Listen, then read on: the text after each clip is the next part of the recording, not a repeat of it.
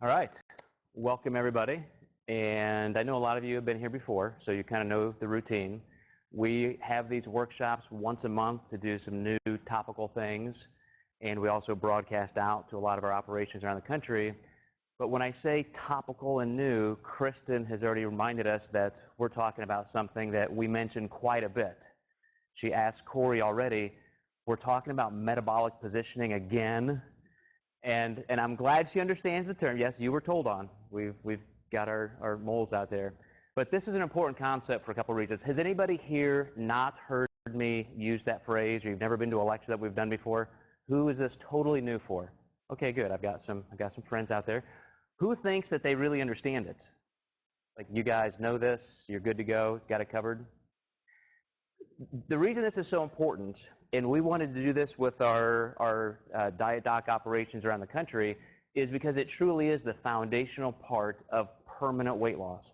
We don't use that tagline lightly because in an industry where 98% of people gain all their weight back within 2 years, I think we have to address things like this, starting at the core foundational level. How do I lose weight? Because for a lot of people, that's not necessarily the hardest thing. We can lose 20, 30 pounds, but 98% of us gain it back. So a lot of people don't understand this concept, even if they've heard it a few times, but you guys are the rock stars here that I know you're engaged in this for the long haul. But I met with a guy who hadn't even worked with us. I met him in a professional capacity last week. And the first thing he did, he had a story to tell me. He said, wow, I'm so glad to meet you. I've been waiting for this, looking forward to it. And he went on to tell me how he lost 60 or 70 pounds, and it just completely changed his life. Because as a professional, he started out in college, busy, started a career, and then gradually was gaining, as he said, about a half a pound or a pound a month. So over the course of 10 or so years, all of a sudden, he was a pretty young guy in his 30s on high blood pressure medication, cholesterol meds, and about 70 pounds overweight. Having come from an extremely athletic background, this guy was ranked in the top 10 in the mile in high school in the nation. From that to that in a span of just 10 years, 15 years. So how do we get there, and why can't we seem to get out of it and then stay there? There's one thing he said that stuck with me, and I love that he said this. He said, you know what, now that I've lost this weight, and he's really done a lot of things well. He's got some new habits as far as exercising, and he's doing things consistently. He said, you know, you really just can't take your eye off the ball. Like, you just can't stop doing this. And he talked a little bit about his food intake and what he does regularly. And I asked him, what else in your life can you just take care of and then it's over? He's in the financial field. I said, can you just take care of your finances and then it's over? It's okay? Like, if that part of your life is done? No, you're still budgeting, you're still paying the bills, you're still thinking about income, revenue. I mean, if you lose your job, that's all of a sudden your finances are undone.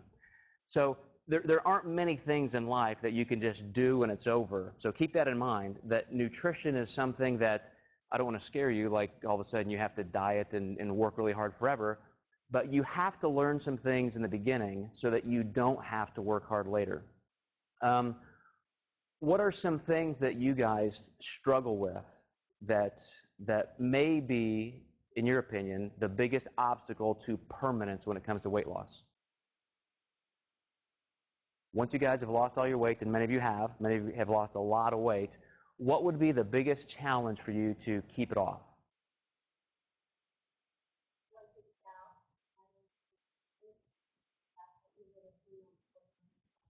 Mm. Yeah. Yeah. So eating out and having to be so conscious of every detail, that's fantastic. That's a real important one. Anybody else? Okay. Eating late. And so you typically, if you're eating late at night, you probably haven't eaten for a long time leading up to that? So you're pretty hungry? Mm. Okay. Okay. I want to address those specific challenges because those are real life obstacles, and that's at the real heart of what can make this permanent. But you have to understand what's happening in your body physiologically so that you can get to that point where you just know what's happening. Because those kind of things you can really be flexible about. You can go out to eat and do these things. There are habits you can get into that if you just learn the language, so to speak, now, it really can become easy. But this whole concept of metabolic positioning, uh, when you look at biochemistry textbooks and so forth, they talk about things like glycolysis and lipolysis and all these different changes happening in your body because from the time you consume food to the entire state of dying of starvation, I mean, that's something called the feed-fast cycle, and there are components of it. We're never going to have you go that far, but in between meals, you're in a fasting state. While you're asleep at night, you're in a longer fasting state. Different things happen. Your body has to tap into different energy stores to get there. We want that to be our body fat, of course. But there's a lot of new things out there too, like intermittent fasting. You might have heard that as a new concept. It has been, Terry, the concept for the last 10 or 15 years that you should eat small meals frequently, every 3 hours, eat 6 or 7 times a day, have protein in every meal. And now, of course, because in a marketing sense, the pendulum always swings from one extreme to the other, now everybody's on a fasting bandwagon. And one of our diet doc clinicians out west called me today, and he said, hey, I've got this diabetic client, and his medical doctor wants him to start fasting. He's got diabetes. His medical doctor said he wants him to fast 2 days a week, where 2 days a week, he only eats 500 calories all in one meal. And I said, well, that's based on this new book, The Fast Diet. Have you heard of it? And he said, no. So again, here's a medical doctor who just picks up a pop culture diet book, and without even really truly understanding it, he's all of a sudden recommending it to his patients. And especially for somebody with diabetes, it can be somewhat dangerous. But these are the things that if you understand what's happening in your body, you can avoid some of those pitfalls. But at the same time, I don't want you to think that there's only one right way of eating. You can actually do something like that if you know what to expect, how to handle it. Maybe you have to modify it for you, but there's all kinds of different ways you can diet and eat and still succeed, even long-term eating in restaurants. So in that feed-fast cycle, the first thing that happens when we consume food, and I'm going to assume that some of that food intake is carbohydrate, our body is going to use that energy first. So the food goes into our stomach, it gets digested, goes into our small intestine, and blood sugar starts to rise. In the presence of blood sugar, that's what your body's always going to use first for energy. So to get to the next level, we have to make sure that we're controlling how much we consume at each meal. That's just an easy way to say that. Because our body's going to use glucose first, we have to have periods during the day where we don't have a lot of blood sugar present. As a matter of fact, if we eat more than our body can use at one time, then we're gonna actually store energy. I know all of you guys have sat through consultations or classes with us, Corey, and she's gone through the whole big diagram about what your body does with food, from going, taking out glycogen from the liver and the muscle tissue and so forth. The very first thing we have to consider is glucose. That's the first level of energy we're going to use. So we can't overconsume food at one meal, or we will store. Even if you've just had a tremendous workout, you've been dieting great, you've lost 30 pounds, 100 pounds, at one meal, if you eat more than your body can use, you will store body fat. Doesn't mean it's going to be a ton, but you're at least taking yourself out of a potential body fat burning mode. We have to start using the stored energy within our body first, that is in what I would call an intermediate state, intermediately stored state. Muscle glycogen, liver glycogen is just the plural form of the stored form of glucose, blood sugar. So when we consume glucose or carbohydrates that our body doesn't need, we're going to store those in our liver and muscle tissue. And that's a good thing for survival, because in between meals, if you do go a long time without eating, and I'm talking about just a couple hours because that's all your blood sugar can maintain, your bloodstream, you have to have that intermediate fast source that your body can tap right into. So that's where your stored carbohydrates come from. That's level 2. You're not going to completely deplete those. I mean, there are diets that would lead you to do that. If you went on some kind of a ketogenic diet, like an Atkins type diet, they have an induction phase, they call it, which is where you eat 0 carbs for about 2 weeks. And so you will completely zip right through all the stored glycogen in your body, but you're also going to feel like death. I mean, there are not many people who can withstand a low carb or 0 carb diet and like it, let alone stay conscious and so forth. I mean, if you've never tried it, it's really difficult. There are a lot of things that happen, and the good thing is it's just not necessary, because you could do it more moderately, where you just keep your carbohydrates to a level that you can use. In between meals, once your body has used that first level of energy, that stored glucose, or the glucose in your bloodstream, you move to stored glycogen, and you'll keep chipping away at that for 2 or 3 days in between meals. Then you'll get to that second or third or fourth day, depending on your activity level, and now that's the doorway to the third energy source, which is going to be stored body fat. We have to go through that process to get there, and it's going to take, on average, about 3 days. And there can be a little bit of a transition where you literally just don't feel well for that full day. You could get a little hungry. If you just drink enough water, you stay ahead of hunger by having meals spaced out. You're not waiting too long to eat. That's helpful. But if you get through that transition, you're going to start turning body fat into glucose, because that's still what your body wants for energy, and now you're in that third position, metabolic position, to burn body fat maximally. So I know that was a review, Kristen. You know this stuff by heart. I'm going to pick on you all night. You know that. You should be used to it by now. But that's something that if you understand that happens, and it happens over and over and over, you're always in that feed fast cycle, no matter how smart you are, or no matter what you do, how old you are, how long you've been dieting, how long you've been aware of this, you're always going to be dealing with that. It's never taken care of, like my friend would say. You just can't take care of nutrition.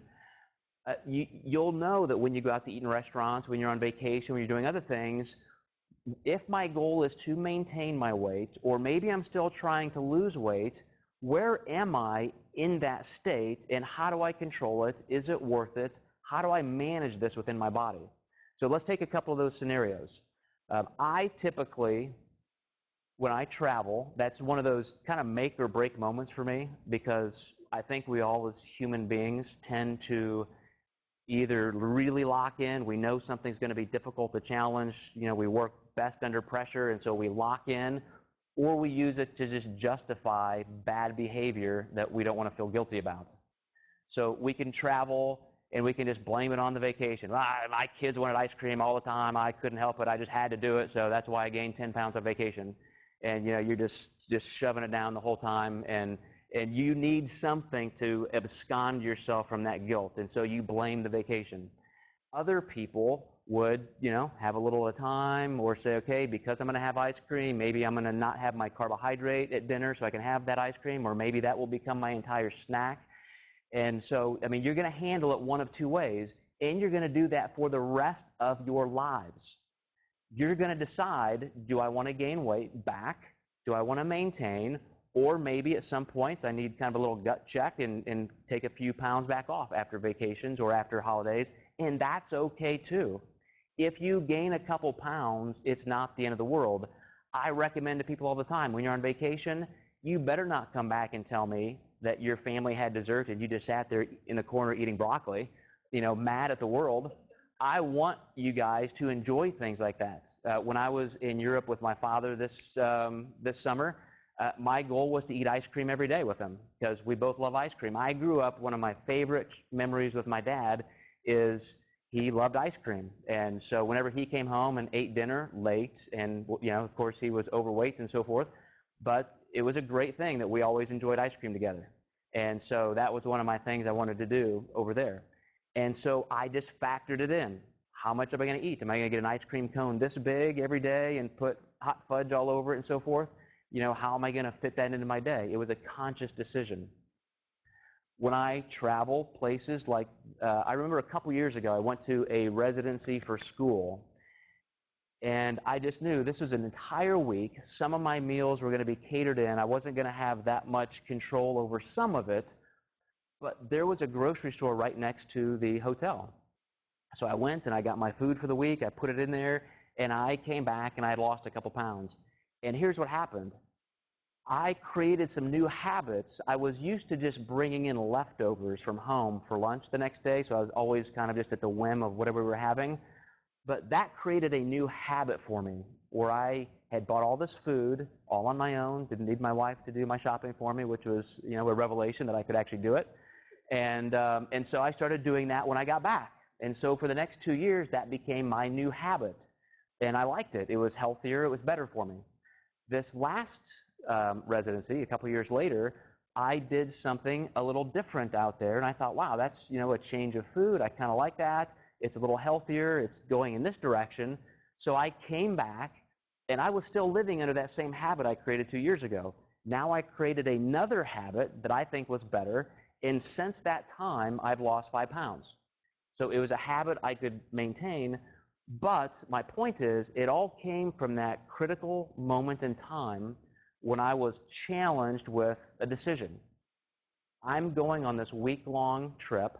What am I going to do? Am I going to go eat pizza with my friends every night? Am I going to go drink at the bar every night and eat chips and pretzels every night? What am I going to do?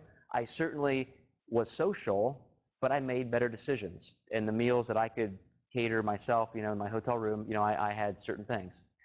So with that whole background of metabolic positioning, level 1, level 2, level 3, we have to use stored, we have to control the food we're eating first to make sure we're not storing new body fat. Then we go through stored glycogen to get to that body fat. The reason that is significant is if you stay in position 3, you avoid this regaining, even if it's just storing carbohydrates that you then have to re-lose and spend half of your week doing. I would maintain that the statistic that you can lose weight on the same calorie level, if I created a ton of different meal plans for you, they were all the same calorie range, but just eaten in different formats, different meal formats, different types of foods, different qualities, you can lose weight up to 50% faster depending on how you're going to consume that food. When I look at studies like that, the first thing I think of is metabolic positioning. Because if I have too much food in some days or too much food at some meals, what's going to happen in my body? My blood sugar goes up so high that I refill those glycogen levels in my body, and then I have to work back through that to get to stored body fat. If I just stayed in that position of losing or using stored body fat, I would spend all week long losing weight, losing body fat. But as Americans typically, we just decide, I'm better than this, I'm entitled, I don't have to listen to those rules of biology and physiology don't apply to me. And so we eat those meals and those foods anyway. We end up back over here, and then we have to work our way through. And it really is a psychological phenomenon where you get back on the scale and you've gained a couple pounds and you think, well, my goodness, I only had, this or this, and I gained all this weight back, not even realizing how much of it is just stored carbohydrates and associated water retention. A lot of people get frustrated and they just give up. And if your weight loss is painfully slow because you are going back and forth, I realize it's frustrating, and I would probably give up too. But I see people all the time, even with slow genetic metabolic rates, who just stay locked in, and they lose and they lose and they lose and they grind it out and they get the job done. And part of that is becoming accustomed to what your body can handle. Hopefully you all know that genetics control metabolism. So somebody like Thane might be able to eat 3,000 calories a day and not gain or lose weight. I might be able to eat 2,000. Somebody else might only be able to get 1,500. So that's not fair, right? I should be able to eat as much as that guy. He can have 12 pieces of pizza and not gain weight. So doggone it, I'm going to eat 12 pieces of pizza. Well, guess what? If it's worth all of that fat gain or regain to you, then that's fantastic. But another big part of the reason we do fail is that sense of entitlement, that I deserve this. Have you guys seen how generation to generation, sometimes it's the high economic class that is the heaviest, and sometimes it's the low and so forth? You match that up to what's happening socially and where people feel like they're entitled, like I deserve to eat this food and I deserve to eat like a king. I might not be able to control other things in my life, but doggone it, I can do this to my heart's content. Some of those social factors are huge. I'm talking tonight about the physiological factors of how can we get to that weight loss position and stay there. I want to transition as we kind of close. We got about 10 minutes left, and go back to some of the challenges in how to avoid gaining weight back and still live a life that we want. How can we stay, mindful, but yet still, as you said, sometimes you don't want to be mindful. You just want to not think about food. How do we merge those two things together? You guys who have been successful and you've kept weight off, how do you balance those two? Our rock stars in the front row. Any comments? I find that I stay in my pattern of eating. I tend to eat the same things and that I did when I was losing weight, but yeah, there's about 3 or 4 times during the week that there are different circumstances. I will have more or something different that it has more calories in it. And I really watched it for a long time because I was trying to figure out at what point would I gain weight. It was hard to figure out the maintenance part, and I really had to pay attention. But I do get into my patterns, and that's how I do it because I'm that kind of person, and it just helps me stay. And I know portion sizes and stuff. I mean, all that stuff that we learned is things that I continue to use and help me. Yeah, I mean, there's a handful of great points you made. The first thing is to maintain weight. She's still maintaining some of the same habits. I don't want you to feel misled in that anybody has ever promised that you can lose weight and then go back to eating anything you want any way you want and it's going to magically stay off. We still have to look at health and nutrition as something that is a continuum. It's continuous. It goes on forever. I think of somebody like my grandfather who ran track at Notre Dame. He was lean and healthy his entire life. I mean, he retired as this tall, thin ectomorph. And when he retired, he gained 30 or 40 pounds in the first year and died of a heart attack. I mean, all of a sudden you get to 75, retired, and you think, okay, I can check out of this now. I don't have to be healthy anymore, and you're going to withstand it. I mean, those kind of things can happen to anybody. And even especially when we're lean and healthy and conscious about it, we still have to have a baseline of good habit. But it's because, hopefully we've convinced ourselves, because it's true, that it's a better life to live. I like being leaner and healthier and athletic. All of those things I enjoy more than being bigger and stockier and thicker and stronger. And I've been both, trust me. And I've decided this is a better place for me to live. The second thing is, we do that so we can withstand those times that we do want to indulge. You guys have heard my stories ad nauseum. You know that my family has ice cream night every Friday night. Even if somebody's gone, I mean, true story, if I leave and I'm gone for a weekend, when I get back, I know my portion of ice cream is still going to be in the freezer because there was ice cream night Friday night. Even if you're gone, you still get your ice cream. And that's sacred in my house. I'm a sweets kind of guy. I love sugar. I will never not eat those things. When I go to the movies, I eat popcorn. I mean, we do those things, but it's with two things in mind. It's, do I have an overriding goal right now for my health, my weight, my fitness? If I'm trying to lose a little weight or for some reason I'm being more careful, I might have a little less popcorn. If I really am not worried about it, I might have a huge amount of popcorn. But then I'm also thinking in the context of the day. Maybe I'm going to have to skip dinner tonight. Maybe I'm going to do a little extra run tomorrow morning because of this. I don't become an exerciseaholic, or as they say, exercise bulimic or anorexic back and forth between things. It's just, it's responsibility. If I'm going to engage in that behavior, and my overall goal is a certain level of health and fitness, not to gain weight, or maybe I'm trying to lose, I have to pay the piper some way. But I don't want that to bleed into just bad habits whipping me from one extreme to the other. But we do those things to maintain consistency in the whole arc of our lives. Little things that some of you might think of in terms of habits. When we all of a sudden stop dieting and we're really not paying attention, we can tend to nibble more.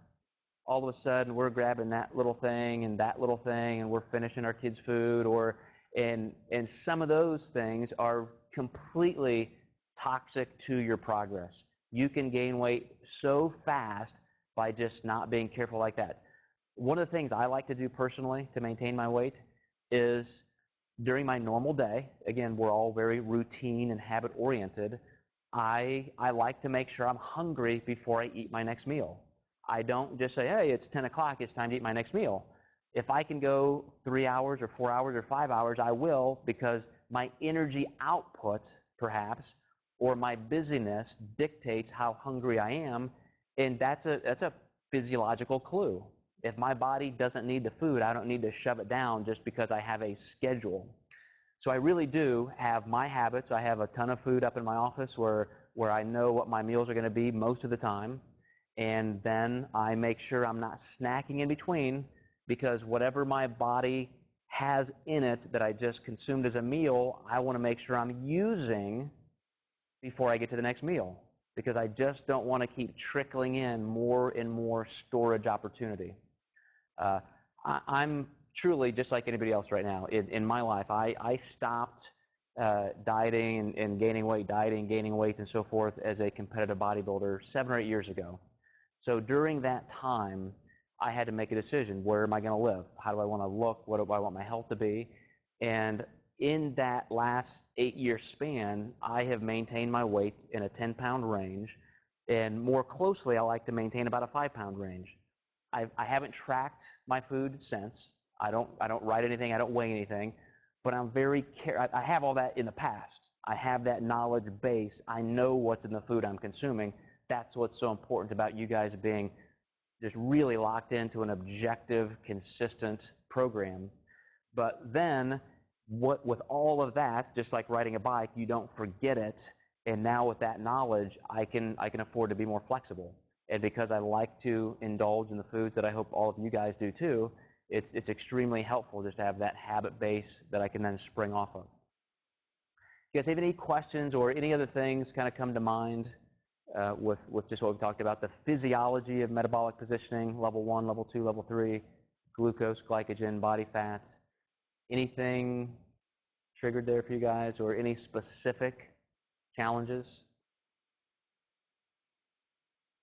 Okay, what I'm going to do is I'm going to stop the recording, and we'll still